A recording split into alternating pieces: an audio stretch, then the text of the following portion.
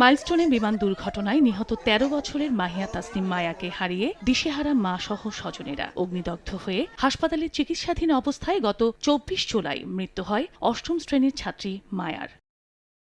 মেহেরপুরের মুজিবনগরের জয়পুর গ্রামে নানার বাড়ির গ্রামের কবরস্থানে দাফন করা হয় মায়াকে। শুক্রবার দুপুরে মায়ার সমাধিতে শ্রদ্ধা নিবেদন করতে সেখানে যান বিমান বাহিনীর সদস্যরা। এ সময় মায়ার নানার বাড়িতে শোকার্ত পরিবারের সদস্যদের প্রতি সমবেদনা জানান তারা। পরে বিমান বাহিনী প্রধানের প্রতিনিধি হিসেবে উইং কমান্ডার রেহানা ও স্কোয়াড্রন লিডার ইখতিয়ার হোসেন সহ অন্যান্য সদস্যরা ফুল দিয়ে শ্রদ্ধা জানিয়ে মাহিয়া তাসনিম মায়ার কবর জিয়ারত করেন। এ সময় মাহিয়ার পরিবারকে সহযোগিতার জন্য পাশে থাকার আশ্বাস দেয় স্থানীয় প্রশাসন।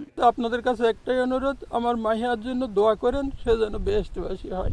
ভবিষ্যতে তাদের যে কোনো প্রয়োজনে আমাদের উপজেলা প্রশাসন সকল ধরনের সহযোগিতা করার জন্য প্রস্তুত আছে। মাইলস্টোন ট্র্যাজেডিতে নিহত আরও একজন কুষ্টিয়ার দৌলতপুরের গৃহবধূ রজনী ইসলাম। ২ সন্তানকে স্কুল ছুটির পর আনতে গিয়ে নিজেই চিরতরে বিদায় নিয়েছেন পৃথিবী থেকে।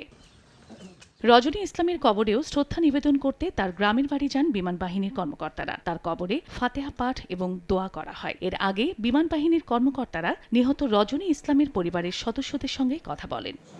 চন্দ্র বিশ্বাস, ববি, সময় সংবাদ।